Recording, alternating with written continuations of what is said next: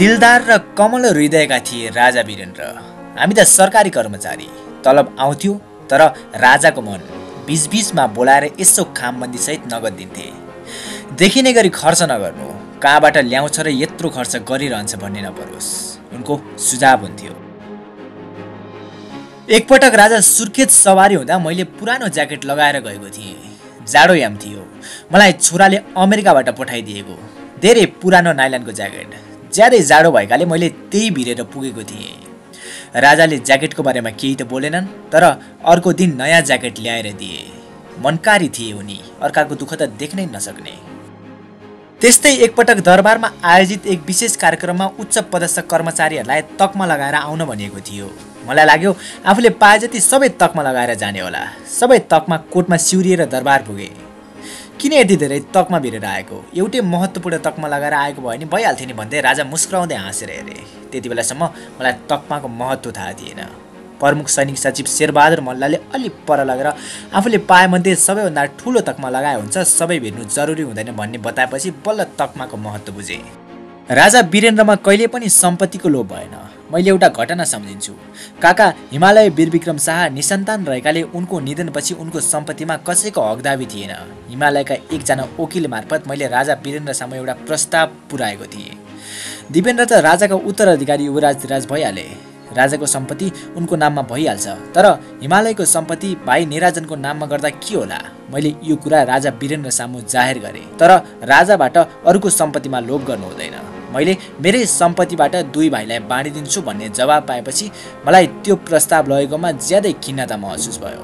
यत्रो सङ्गत गर्दा पनि राजालाई चिन्न सकेको रहेनछु। बेलायतमा अध्ययन गर्दा त्यहाँका तत्कालीन नेपाली राजदूत रामप्रसाद मानन्दरकी छोरीसँग युवराज वीरेन्द्रको विशेष सम्बन्ध रहेको गाईगुई चलेको रहेछ।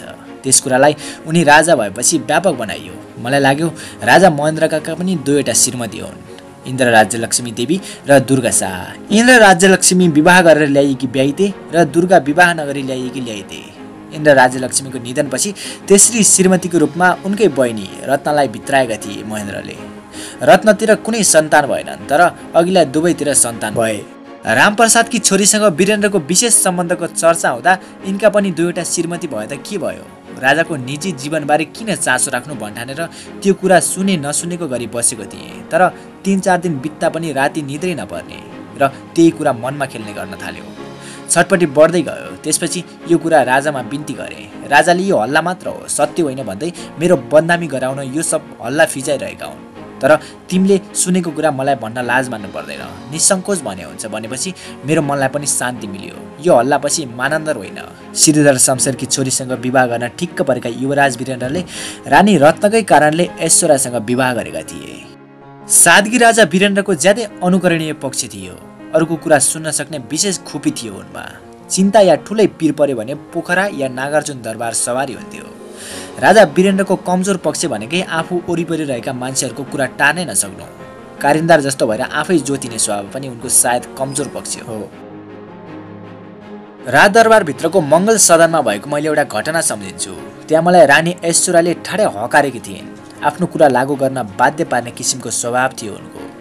राजाको हरेक कुरा सुझावपूर्ण हुन्थे। राजाले यसो गरे कसो होला भन्थे, तर रानी यसो गर भन्ने किसिमको व्यवहार गर्थिन्। तसर्थ बिल्कुल विपरीत स्वभावको थियो राजा वीरेन्द्र र रानी ऐश्वर्याको। सायद बेलायतमा पढेर आएका वीरेन्द्र र नेपालमै राणा परिवारमा हुर्केकी बढेकी ऐश्वर्यामा भिन्नता हुनु स्वाभाविकै थियो कि? वीरेन्द्रको स्वभाव पोलिस्ट खालको थियो भने रानीको रफ।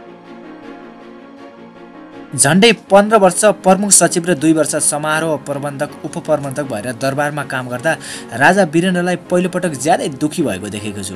2036 सालको जनमत सङ्ग्रह घोषणाताका राजनीतिक दल र दरबारभित्रका शक्तिहरूको दोहोरो चेपुवामा परेर होला राजा ज्यादै दुखी भएका थिए। झन्डै 8-10 दिन उनी गोकर्ण जङ्गलको दरबारमा गएर एक्लै बसेका थिए। त्यहाँ मलाई 2 पटक भेट्न पनि बोलाए। जाँदा उनको रूपरङ्ग ज्यादै विरक्त लाग्दो र दुःखमा डुबे जस्तो भान हुन्थ्यो। जोस दारी पालेको त्यति दुखी अवस्थामा त्यसअघि मैले उनलाई कहिल्यै भेटेको थिइनँ। तर के कारणले दुखी भएका हुन् भन्ने बारे मलाई केही बताएनन्। दुःखलाई आफूभित्रै समेटेर राख्न सक्ने विशेष खुपी थियो उनमा। मैले गोकर्णमा भेट्दा त्यस्तै पाएँ।